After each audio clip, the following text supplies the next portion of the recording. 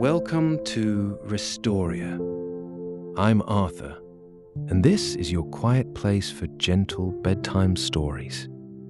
Get comfortable, take a breath, and let the story slow your thoughts and ease you softly into sleep. The night the snow came in. The house had gone hushed in a way Rosa felt before she understood it. She woke without knowing what had woken her, the room dim around her, the blankets heavy across her legs. For a moment she lay where she was and listened. There was no wind at the window, no rain on the slates above her head. The road beyond the garden, which carried the occasional late car even at this hour, gave back nothing at all.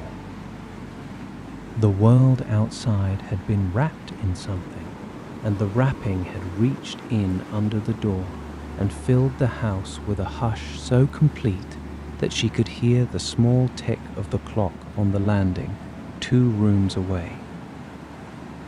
Beside her, Thomas slept on. His breathing was even, the long rhythm of a man deep in the middle of the night, and one of his hands lay open on the blanket in the space between them. Rosa did not move to wake him. She let her eyes adjust instead, watching the ceiling come up out of the gloom, pale and faintly bright, brighter than a winter night had any business being. That was the thing she marked first. The light. Not the grey of street lamps, not the blue of the moon. Something lower and milder than either, lying along the top of the curtains and seeping into the room the way milk seeps into water, with no edge to it anywhere. She knew what it was. She had known in some part of herself from the first breath of waking. The snow had come. The first of the year, the snow they had been promised for a week and had stopped believing in, the snow the weather voice on the radio kept pushing back another day and then another. It had come in the night while they slept, the way it always seemed to, choosing the hours when no one was watching to do its quietest work. Rosa lay and pictured it, the garden under its new white weight, the field beyond the wall gone smooth from end to end.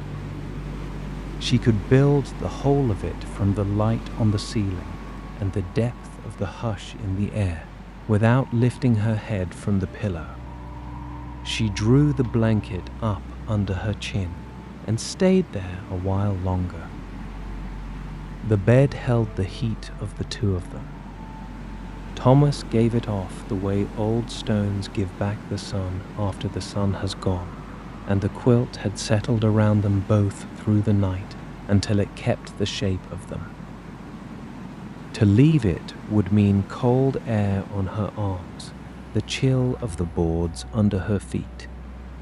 She was not ready for that yet.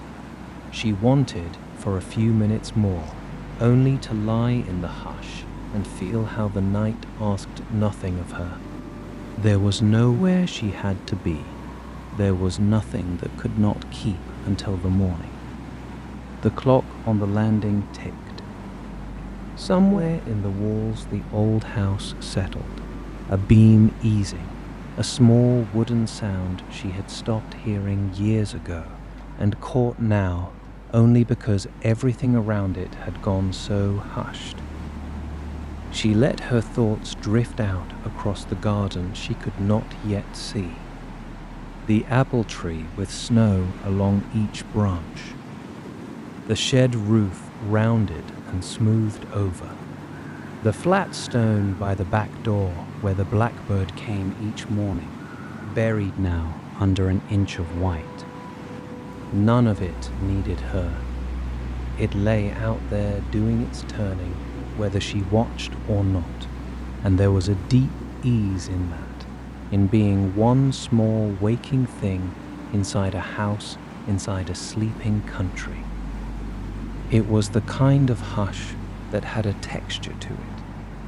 Not an absence of sound, but the presence of something else, a thickness in the air that pressed in at the ears and asked them to listen harder. For an ordinary night, there was always something. The hum of the road, the wind finding the gap under the eaves, the far bark of a dog at one of the farms down the valley. The night there was none of it. The snow had taken each of those small sounds and folded it away into the white, and what was left behind was the house itself, breathing, and her own breath inside it, and the tick of the clock measuring out a night that felt as though it might go on as long as she wished it to.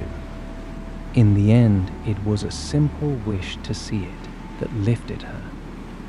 Rosa slid one foot out, then the other, and reached for the cardigan that hung over the post of the bed. For it was an old thing, grey wool gone thin at the elbows, and it carried the faint smell of the cedar block in the drawer where it lived through the better months of the year. She pulled it round her shoulders. The floor was cold, as she had known it would be, and she crossed it on the balls of her feet to the window, where the curtains met in a thin seam of pale light. She parted them with one hand. Outside, the world had been made new. Snow lay over everything, smooth and unbroken, catching the faint glow of the sky and giving it back, so that the garden seemed lit from below as much as from above. The apple tree stood exactly as she had pictured it, each branch carrying its white line, the whole shape of it rounded and made simple. Beyond the low stone wall, the field ran away toward the dark band of the woods, and the field too was white, one long sweep of it, untouched by any track, by foot or paw or wheel. No fox had crossed it yet, no bird. It belonged, for now, to no one at all. Close to the glass, the cold pressed against her face, and along the bottom edge of the pane, a thin lace of frost had formed on the inside, ferns of it, feathered and fine, drawn overnight by the meeting of the cold beyond the glass and the heat of the sleeping room. She touched it with the tip of one finger. It melted at once under the heat of her, leaving a small, clear bead that ran down and pooled on the sill. Through the little spot she had cleared, the garden showed plainer, for a moment before the cold drew the frost back across it, closing the small window within the window, taking the garden back behind its veil of feathered ice. The snow was falling yet. She saw it now, fine and unhurried, drifting down through the cone of pale light from the lamp on the gatepost, in no rush to land. Each flake took its time. They came down past the glass in their thousands, and yet the whole of it read as great calm rather than great number, the way a thing can be huge and mild at once. Rosa stood with her fingers on the cold edge of the sill and watched them come. She did not count them. She only watched and let the watching empty her of everything that was not the window and the white beyond it. No two of them came down the same way. Some fell straight and certain, as though they had business at the ground and meant to be about it. Others hung and wandered, lifting on a breath of air she could not feel through the glass, riding it sideways, climbing a little before they gave in to the long way down. She picked out one near the top of the lamplight and lost it, and picked out another and lost that one too, and the losing did not trouble her. There were always more. The supply of them was without end, pouring down out of the dark above the lamp, more and more and more, and the ground took every one and asked for the next. And all of it came down without a sound. That was the wonder of snow that rain never had. Rain announced itself, drummed and pattered, and ran chattering down the glass, but the snow fell as though it had been asked to keep its voice low, settling on the world the way a hand settles on a sleeping child's back, with no weight in it that you could hear.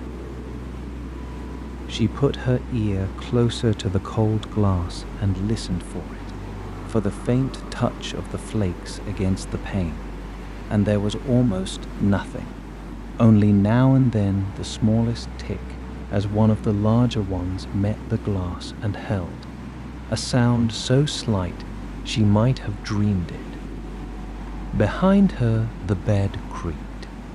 Thomas had turned, and now his voice came low and thick with sleep across the dim room. "It came then," he said, not a question, only a thing said into the dark.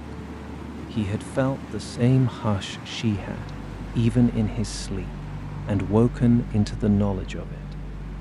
Rosa did not turn from the glass. "It came," she answered. "All of it. The whole field is white." She heard the blankets shift, the give of the mattress, and then his bare feet on the boards, and then he was beside her, his shoulder against hers, looking out at the same unbroken white. For a while, neither of them spoke. There was no need of it. They had stood at this window through a good many winters, the two of them, and they had learned long ago that some things are better met in hush than in words. Thomas reached up and rubbed a clear circle in the fog their breath had laid on the pane, and through it the garden showed plainer, the falling flakes crossing the dark like ash drifting down from some far-off fire, except that there was nothing of burning in it. Only the clean cold smell that seeped in around the old frame and touched their faces, the smell of snow, which is hardly a smell at all, and yet is unmistakable, the smell of the air itself swept clean. The cold of the outside had come to live in the room a little, gathered most thickly at the glass, so that to stand there was to stand at the border of two countries, the cold one beyond the pane, and the milder one at her back, where the bed kept its heat. She found she did not mind the cold on her face. It woke her skin and made the heat behind her the sweeter by the difference, the way a cold morning makes the first cup taste of more than it is. She breathed the cold air in. It was clean all the way down, scoured of every smell of the house, the wood smoke and the bread and the old wool, and it left her clearer for the breathing of it. "I'll put the kettle on," Thomas said at last, and his voice had the rough ease of a man not fully woken and in no haste to be. Rosa gave a small nod. She heard him go, his tread careful on the stairs, the third one down giving its familiar low groan under his weight. A door below, the far-off rush of the tap, the dull knock of the kettle finding its place on the stove. These were the sounds of their ordinary mornings, except that it was not morning, not truly, only the deep middle of a winter night that the snow had turned into some other hour, an hour outside the usual count of them, lent to the two of them and to no one else. She turned her back to the glass for a moment and looked at the room behind her. The snowlight had reached into it and laid everything out in greys. The foot of the bed, the chair with his shirt across the back of it, the chest of drawers with its row of small things on top, a comb, a dish, a photograph she could not make out in the dim, but knew well. The two of them, young on a beach somewhere, with the wind in their hair.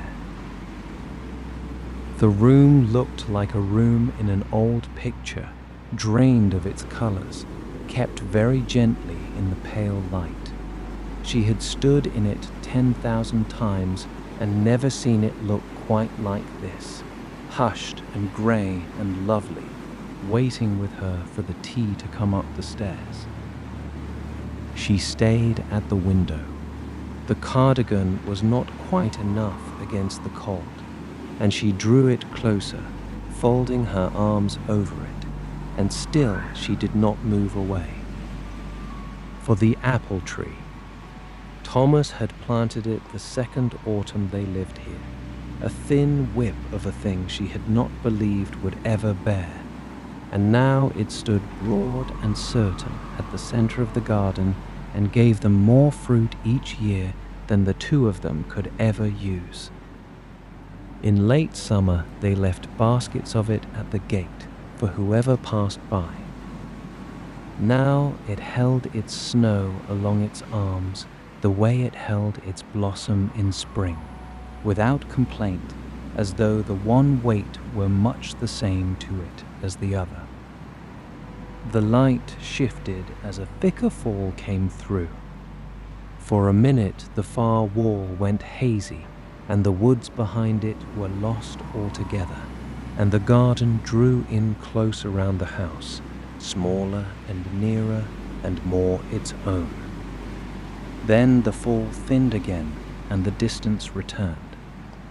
Rosa watched the snow breathe like that, drawing the world in and letting it out, drawing it in and letting it out, and she felt her own breath fall into step with it without meaning it to, the way a person who stands by the sea will find their breathing matched to the waves before they ever notice the matching. On the outer sill, the snow had built into a smooth ridge, deeper at the corners where it gathered, and as she watched, a flake would land upon it and then another, each one adding its grain of weight to the whole, the ridge rising by such small degrees that she could not see it rise, and yet knew that it did. By the morning, it would stand a hand high against the glass. By the morning, the whole sill would be a white shelf, and the garden a single field without a mark, and the path she had swept only yesterday gone under as though it had never been. None of it troubled her. Let it come. Let it cover the path and the step and the stone by the door. There was time enough in the morning to find them all again. No one would be out in it tonight. The last car had gone by hours ago, before the snow began, and the road would lie unmarked till the first farmer took his truck down to the milking, and even he was a long while off. For now, the whole valley belonged to the sleepers and to the two of them at the glass. She liked the lateness of it, the sense of being awake in an hour that answered to no schedule, an hour stolen back from the run of the days. Tomorrow would have its list, as every day did. Tonight had only the snow, and she meant to have all of it. From below came the first low note of the kettle, the deep hum it made before it found its full voice. Rosa knew that sound the way she knew the fall of Thomas's step. The house was full of such sounds, a whole language of them learned over the years, and on a night like this, with everything outside gone hushed, they reached her one by one, each one clear and apart from the rest. The kettle climbing toward its boil, The clink of 2 cups taken down from the shelf, the small rattle of the tin where the tea was kept. She built the kitchen in her mind from the sounds of it, Thomas moving through the half-dark below, and she did not need to stand in the room to feel the heat of the stove on her shins. The kettle's note climbed and steadied and began at last to sing, a thin, high sound that came up through the floorboards, and then the small clatter as Thomas lifted it off before it could wake to a proper whistle. She heard the water go into the pot. She heard the pot lid set back into its place. He would be standing in the kitchen now, in the half-dark, waiting for it to draw, looking out of the small window over the sink at his own white garden, the same garden she watched from above, the 2 of them looking at the one thing from 2 rooms of the one house. The thought pleased her. She turned back to her window and waited for his step on the stair. When he came back up, he carried both cups, and steam rose from them and curled away into the cold air of the bedroom. He set hers on the sill beside her.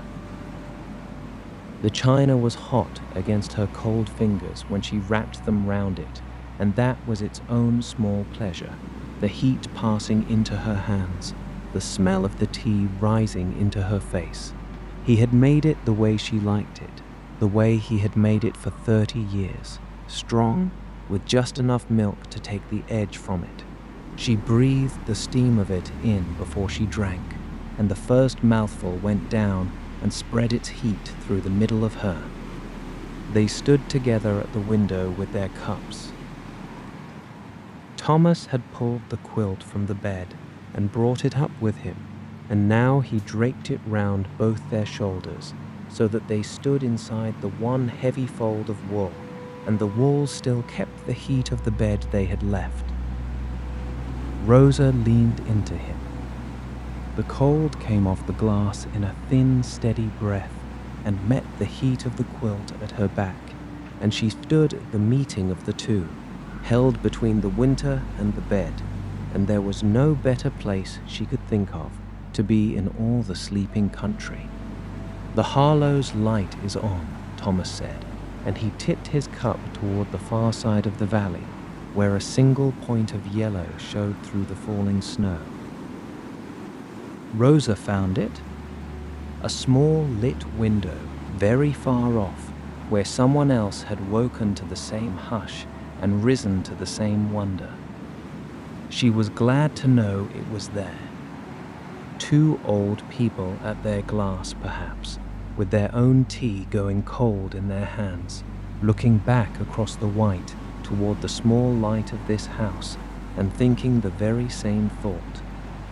By the morning, the night held them all, the lit windows scattered down the dark valley, each one a little hearth in the wide cold, and the snow came down on all of them without choosing, the same upon each roof and each sill.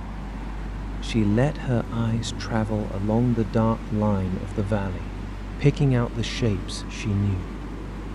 The black mass of the woods, the pale thread of the lane where it climbed toward the top road, the clustered roofs of the village lower down, where the church tower stood up out of the rest, caped now with its own white.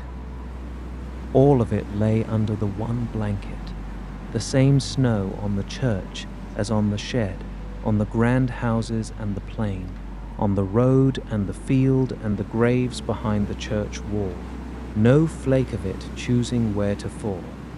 There was a fairness in it she had always loved without quite naming, the way the snow made the whole valley one thing for a night, all its edges rounded off, all its differences put gently to bed under the same white.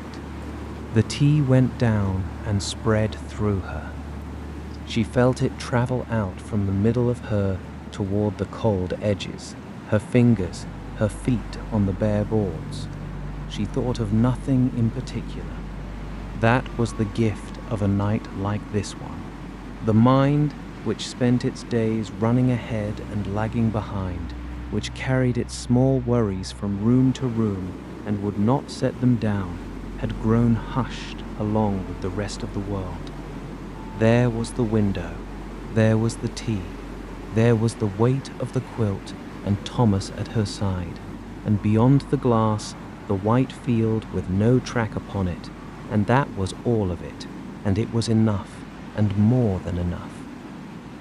There is a rest the eyes take from a field of snow that they take from almost nothing else. No color in it to hold them, no clutter of detail to pick over, only the one even white running out to the woods, giving the eye nowhere it must go and nothing it must do. Rosa felt her gaze loosen and spread out over it. The field asked nothing of her looking. She could rest her eyes upon it the way she might rest her hands in her lap, openly, with no grip in them, and the longer she looked, the heavier her looking became, until the white seemed to rise a little to meet her, soft and without end. Her breath had grown long without her bidding it. It came and went in even draws, in time with the falling, in time with Thomas at her side, the three of them keeping the one rhythm, the man and the woman and the snow. She did not try to hold the thought.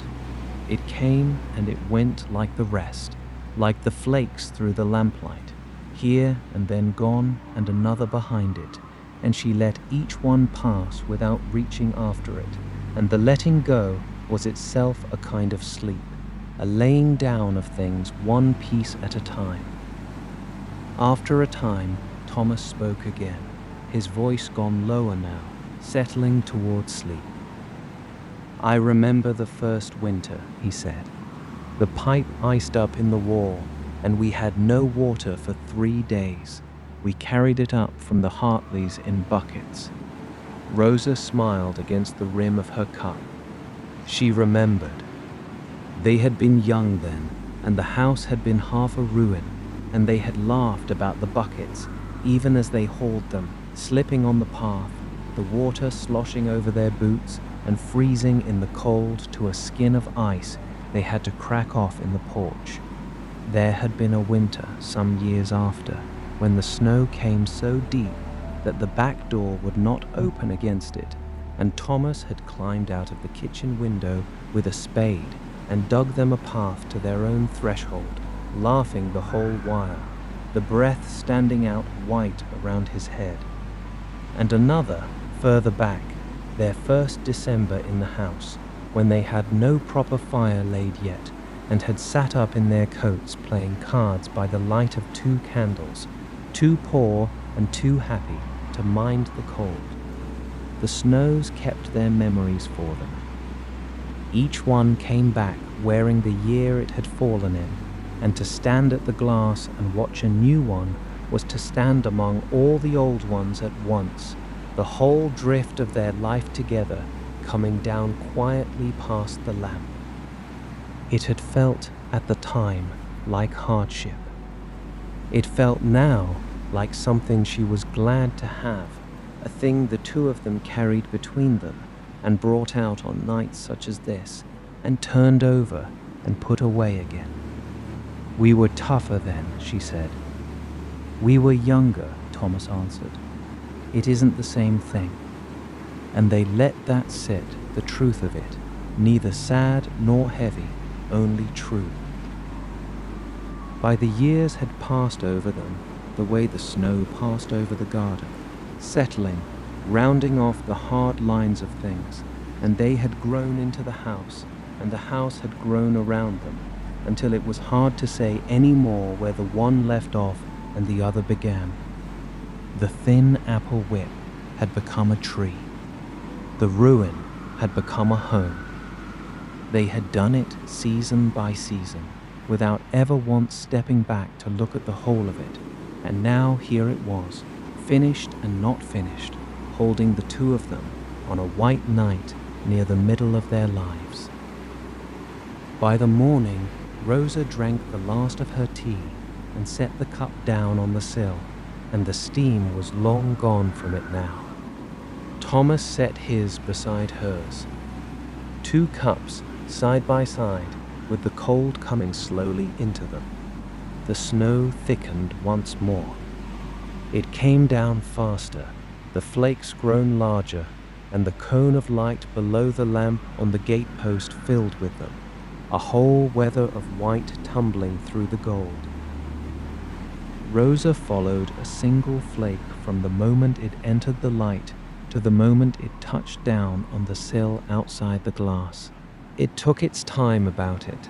It drifted, lifted, turned over once, came down at last, and was lost among its 1,000 kin, no longer to be told apart, part now of the smooth white skin that lay over the whole of the world. She found she had held her breath to follow it down, and she let the breath go, and it fogged the glass and hid the garden for a moment behind a bloom of grey. The lamp on the gatepost was an old one, iron, with a glass house round the bowl that Thomas climbed up to clean each autumn, and its light fell in a clean gold circle on the snow below. Within that circle, every flake showed gold for the moment it passed through, gold against the dark, before it dropped below the reach of the light and went white again on the ground.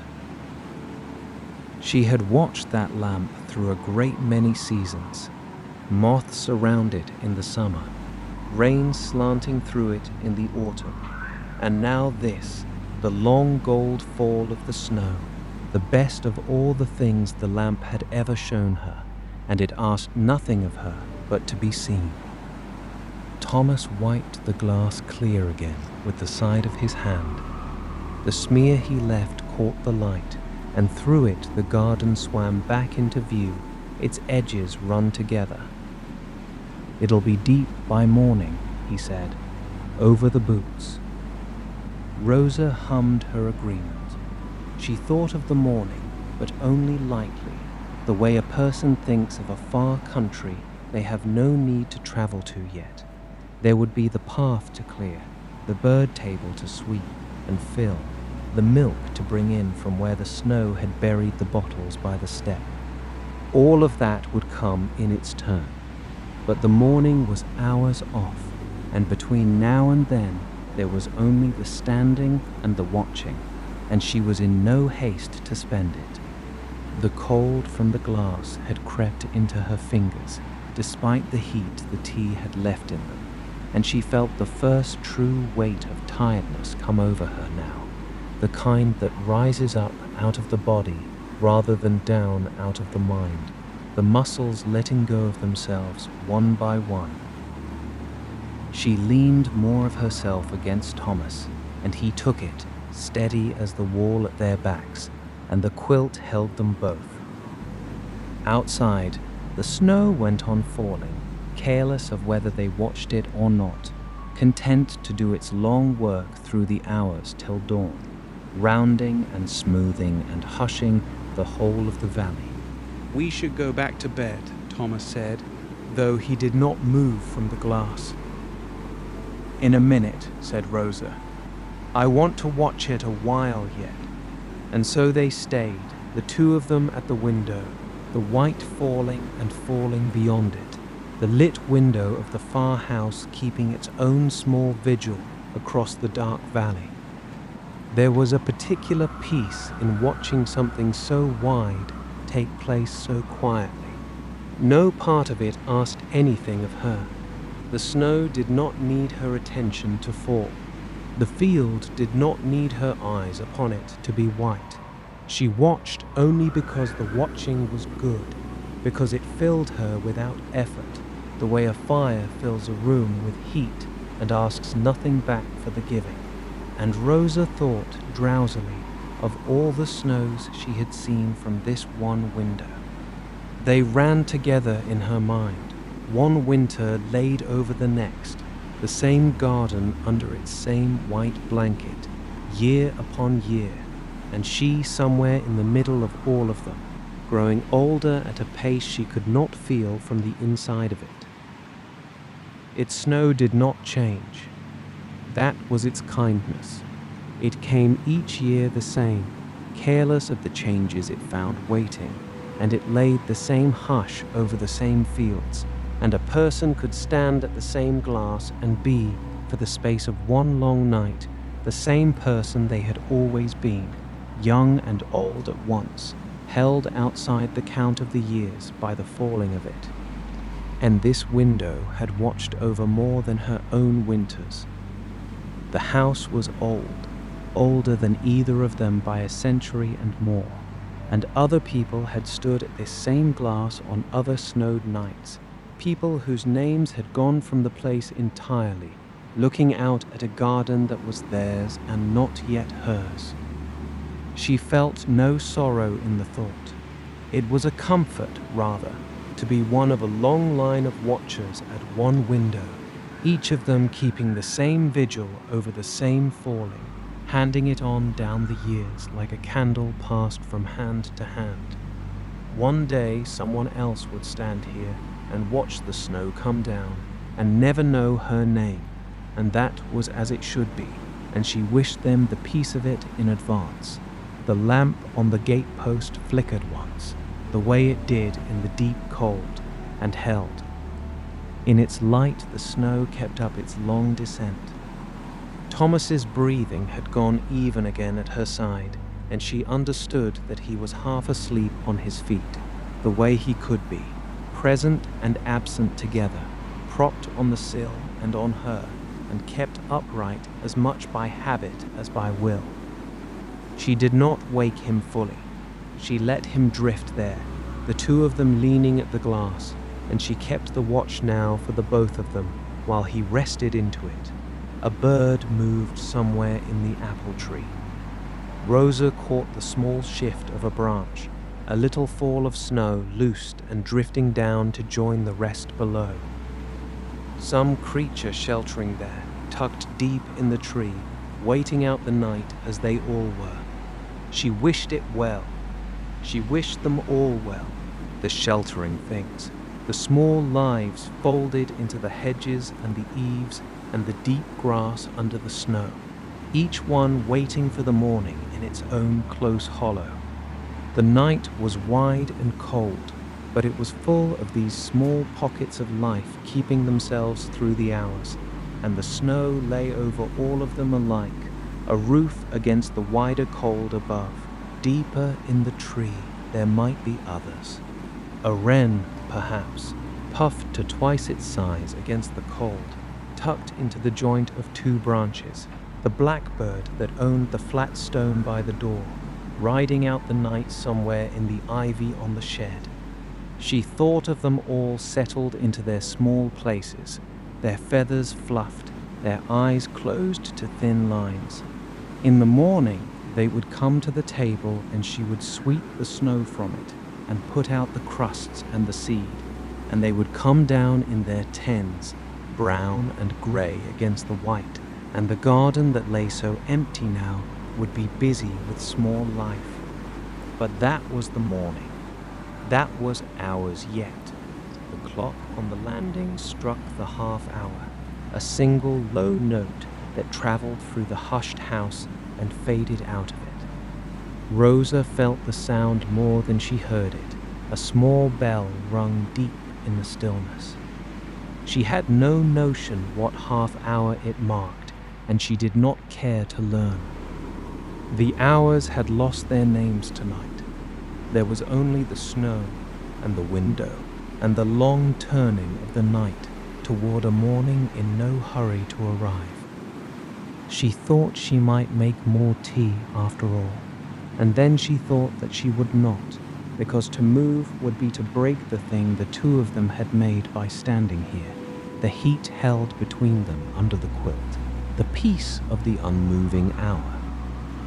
The quilt better to stay, better to let the cups stand empty on the sill, and the kettle go cold in the kitchen below, and the morning's small tasks stay folded away in the morning, where they belonged and would keep.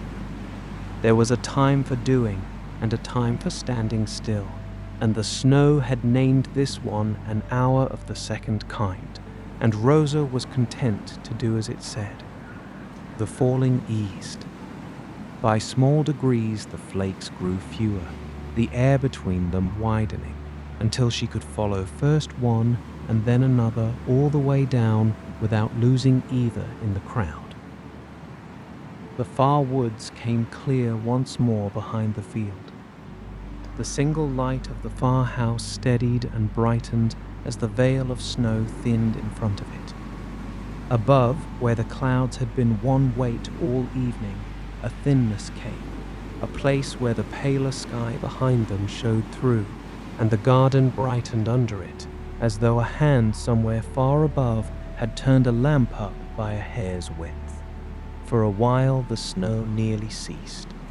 Only a few stragglers came down now, drifting, taking longer than any before them, as though they were loath to be the last.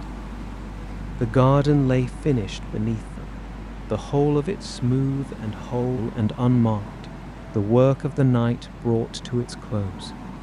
Rosa looked out at it and felt something settle in her, some last small thing that had waited all evening to lie down. The field was white, the tree was white, the wall was a low white ridge along the dark. It was done, and it was good, and there was nothing in it that needed her, and that was the deepest rest of all, to look on a thing made whole and know that it asked for nothing. Thomas stirred against her.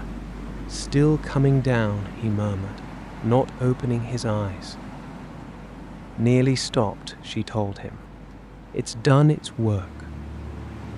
He hummed, a low note deep in his chest, and his weight shifted toward the bed behind them, the pull of it working now on the two of them. The quilt had grown heavy on her shoulders, and her eyes had grown heavy to match, and the cold off the glass no longer read to her as cold so much as a clean edge laid against the heat, a thing that made the heat more itself by lying so near to it. They turned from the window together. Rosa drew the curtains most of the way across, but left a hand's width of them open, so that the pale light of the snow could come in and lie along the floor through the rest of the night, and so that if she woke again, she might see, without rising, that the white was out there yet. The room was dim. The bed, when they came back to it, kept the last of the heat they had left folded into the sheets, waiting for them. She set her cold cup on the table by the lamp. Thomas set his beside it. 2 cups side by side, the steam long gone from each. She lay down, and the heat of the bed came up around her at once, the blankets settling over her, the mattress taking her weight and giving it back.